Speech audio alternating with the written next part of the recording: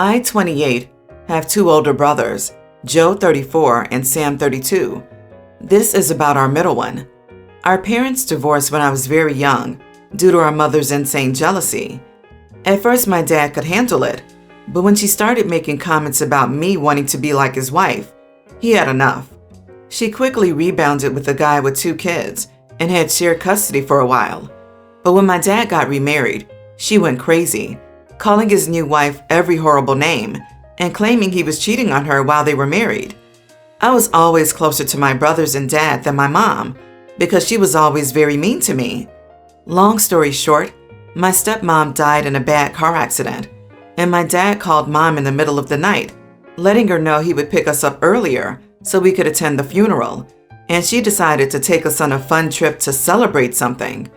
It was the happiest we've ever seen her, and when we realized what had happened and started crying, she told us only worthless people cry for such a witch. Needless to say, things went nuclear, and my dad asked for full custody with visitation for her. He always left the line of communication open and paid for us to visit her when she moved away, but it was still very bad, and as soon as we turned 18, we started to have lower contact with her. The last time we saw her was at my high school graduation, where she made a point of letting everyone who would hear we were ungrateful kids, and her new husband would call us bad names too. Been no contact since then. My brother Sam started dating his ex-fiancée 3 years ago. She has heard all the stories and the reasons we were no contact, but she believes we're just dramatic. They had many issues due to her opinions, but she eventually seemed to drop the "you need to reconcile with your mother" crusade.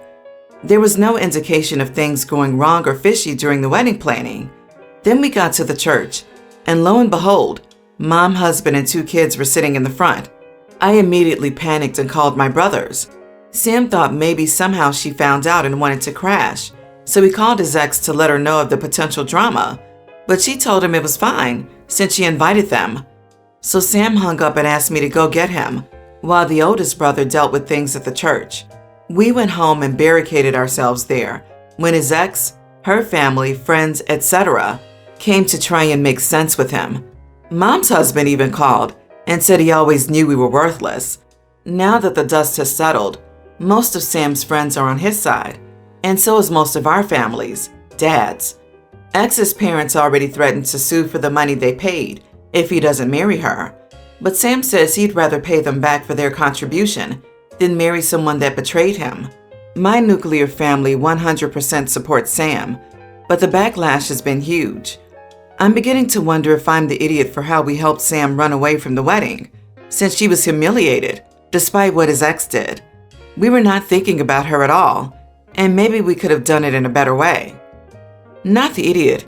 Your brother escaped marrying someone controlling and would not listen and respect his feelings. She instead went behind his back to invite the one person who traumatized you all. She did this because she knew better. He's lucky to have escaped a life of that. As for paying for the wedding, the bride is the one that made the situation unworkable. Brothers should not have to pay anything. Play stupid games, win stupid prizes. Also, Jesus Christ on your mother. It would be one thing to celebrate the death of someone who could be described as evil. Even then, I would be extremely uncomfortable with it, since I see celebrating the death of someone as extremely spiteful and petty. But to celebrate the death of someone simply because they married your ex is just wrong. I take it based on your reaction to your stepmom's death. You were close enough to her. I don't understand why so many people seem to think it's necessary for reconciliations. When a person says no because A, B, C, just leave it. If they may decide they want to try in the future, but it should be their choice, not by force. Otherwise, it tends to worsen the situation. I mean, I haven't talked to my sister in almost 9 years, for various reasons. If someone tried something like this, I would feel just as betrayed. And when people try to say things, I just shut them down. Good God, what awful woman and mother you have, OP. I feel like these people push super hard for forgiveness because they're likely to do awful stuff that will require forgiveness, and they sympathize and are worried about the same thing happening to them. Huge bullet dodged. Update. Am I the idiot for helping my brother run away from his wedding? My brother's ex has not yet apologized. She even went so far as to text my oldest brother, Joe, that she thought it would be a good wedding present for my brother to her, since she values family. My dad bought them a house as a wedding present, but only Sam is on the deed. She did have keys for when they moved there, but they just had the locks changed today. And Sam and some cousins are taking everything Sam owns from her flat during this week. We aren't worried about being sued, but we'll consult a lawyer just in case. We also heard Mom and her family are still in town, but we don't care since we're all staying at our childhood home for a few days. My dad is sad that Sam is heartbroken, but is trying to cheer him up with my boyfriend and my sister-in-law. I had to delete/deactivate my social media because I kept getting nasty comments and messages. But the more people learn the reason Sam ran away, the less it gets. I'm still sorry she felt humiliated, but my brother comes first. I asked Joe about the church aftermath, and it was just as I expected it. He says he stood up in front of everybody and told them Sam was not coming and to please go home, and all their gifts delivered to our side of the family will be given back ASAP. The ex was still outside the church when someone in her family informed her, and she started screaming and crying and calling Sam nonstop. Mom tried to talk to Joe, that didn't even look at her, and when she couldn't get a reaction out of him, she started crying loudly and lamenting how horrible we were to her, and some people started consoling her, but Joe and his wife didn't care. When they went out of the church, the ex was expecting them and demanding to see Sam, but Joe said no. Then she demanded to know what to do with the party, and he said if she didn't want the venue, he would arrange for the food to be donated to the staff there so it wouldn't go to waste. Everybody was screaming except Joe because he didn't want to give Mom the satisfaction. They, Joe and his wife, came home after shopping at the supermarket and some fast food joints, and we were inside like we were kids again, plus 2 more members. We asked Sam if he wanted them to go, but he said he wanted them there. We had all taken time off to spend family time after the wedding anyway, so it's not a problem at the moment. When the ex-bride came to the gate, we knew she would not use the venue, so my sister-in-law, Joe's wife, called them with Sam's info, told them to take the food and also sent them some tips for their trouble. It seems we will get back all the alcohol that my dad paid for, so we will have a very indulgent end of the year. Why on earth did our dad ever marry our mom? The answer is he loved her and believed she was the nicest person on earth. Of course, it turns out that she wasn't, but she knew nobody, except I guess her nasty husband, would marry her unless she pretended to be nice.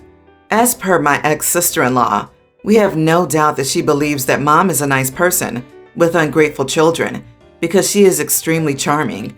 And for some people, it is funny to make fun of others as long as it's not directed at them, but it still doesn't excuse X. The only person Sam explained everything to was his boss, who was at the church, but he is very understanding and was pretty shocked at what Mom put us through since we are fairly well-adjusted happy people. Our dad said that it was a shock for all of us, and we could stay home as long as we needed. Sam is moving home for the time being. Sam says X wasn't showing any concerning behaviors, and he truly believes she understood his upbringing. He agreed to talk to her and her parents today, but only if it's at our home and we are there to support him, so it will be an interesting visit. Please update us on how the meeting went. Some people truly don't get it when a family member is cut off for being toxic. It always amazes me when those people decide they know better and to try and force a reconciliation. Sam dodged a bullet.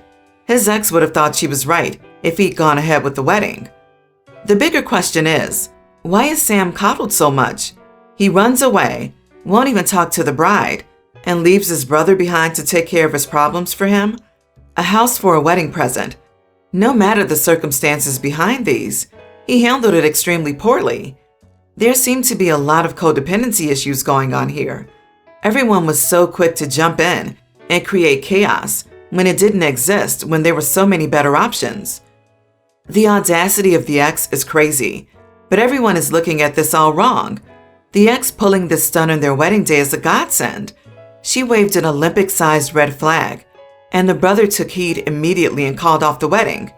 Your brother avoided a colossal mistake, and now he has a house. Sounds like a perfect day. I bought a new roasting pan yesterday. I got it home, took it out of the box, and left it on the table. Come back in the room 2 minutes later, and no surprise, one of my cats is happily sitting in it, looking at me with big eyes like, "For me?" It's adorable. I take a picture and send it to the group chat for my family, saying, "Look what we're having for Thanksgiving." I get the normal responses of LOLs. Then my sister goes, "I hope you're not actually going to cook the turkey in that. You know my husband is allergic to cats." I say, "Yes, I'm going to cook in it, and I'm literally about to wash it and put it away until Thanksgiving." She keeps going about how disgusting it is and how they won't be eating anything out of it. It's gross. I just don't respond. My mom calls me like an hour later and tells me my sister is very upset, and my mom is just going to get some roasting pans from the dollar store for the turkey because my sister is afraid of her husband getting sick. Like, am I crazy? It's a metal pan. I've already washed thoroughly. It's not like hair can be stuck on it. My sister used to share a pillow with our old cat and let her lick her plate like, I know my brother-in-law is allergic to cats, but he sits on my couch, which even after vacuuming, has a lot more cat on it than a pan that's been washed. Not the idiot. Your sister lacks the requisite intelligence required to understand common sense things. That's not on you.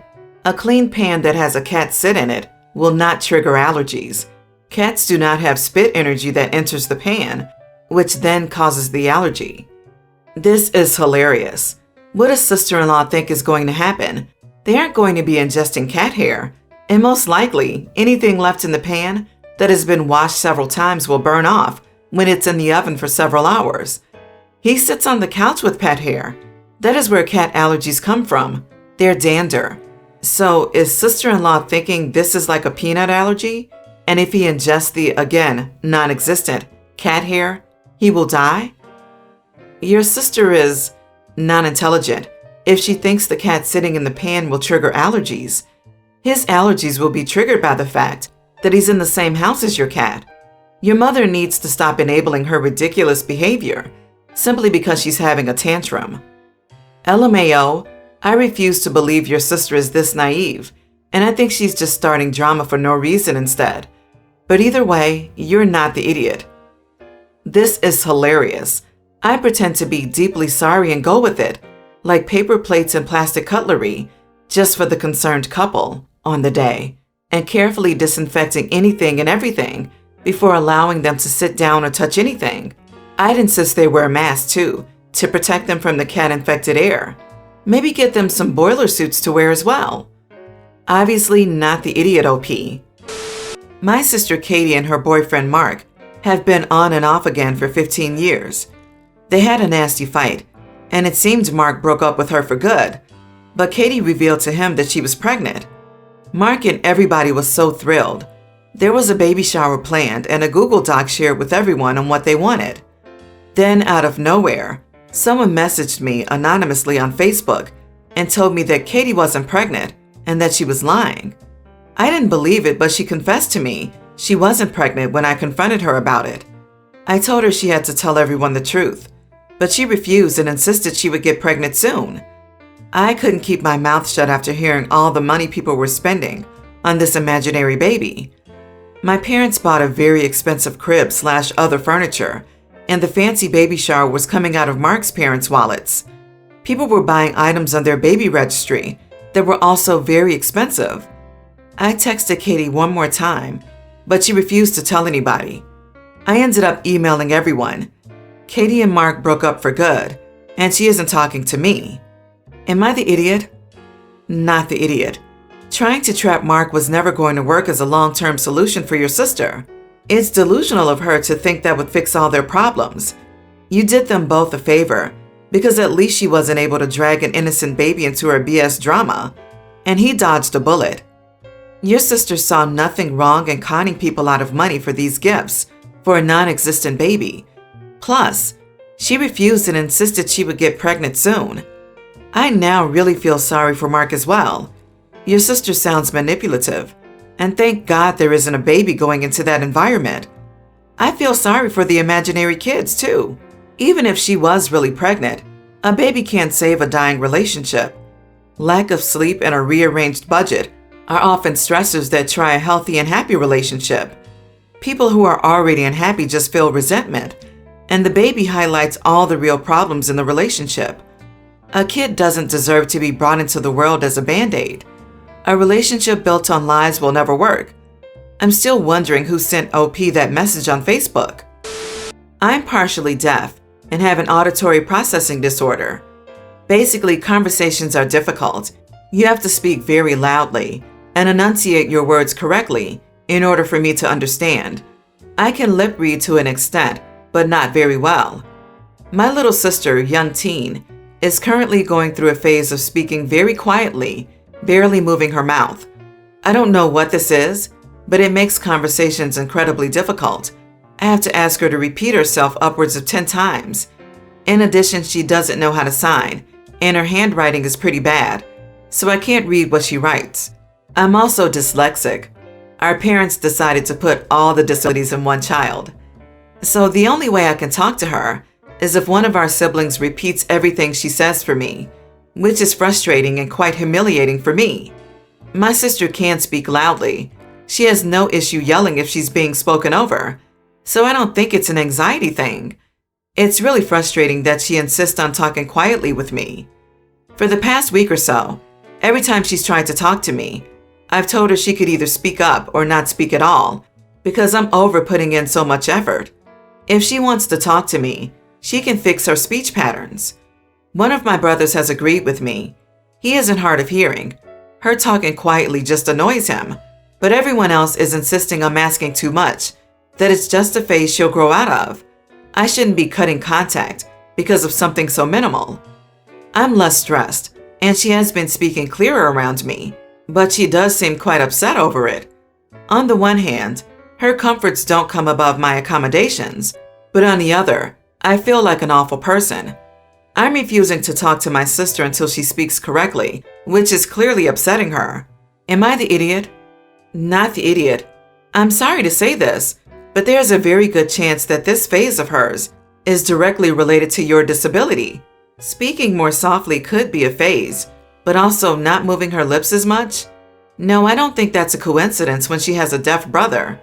She doesn't like that you get the extra attention of accommodations from others, so she's either consciously or subconsciously refusing to accommodate you. Your parents should have been the ones to nip this in the bud, and it's a shame that they haven't. She might need to go to see a family counselor about this, because I think it could be much deeper than a teenage phase. I think there's something to this. As someone very sensitive to loud and constant noise, maybe it's possible that the whole family speaks louder in general to ensure that OP is included, so sister is rebelling against this. I could have very strange reactions to noisy environments at her age without clearly understanding why. I do agree that even in this case, parents should be fully invested in finding a solution for this, and a doctor or family counselor would be one solution. I know this is an outside possibility, but is there maybe someone in your sister's life telling her that she talks too loud and isn't ladylike? Women and girls get a lot of social cues telling them to be quiet and pretty, and that talking loudly and clearly, enough for you to understand, makes her look emotional and hysterical. I think you're being unfair to your sister. You're assuming that she's doing this to bother you, and not because there's something else going on, like a young kid who feels isolated, becoming increasingly more isolated because her parents keep taking her phone away. Her siblings ice her out when she tries to speak. You are the idiot. I can understand your frustration, but having a disability isn't an excuse to be awful to your kid sister.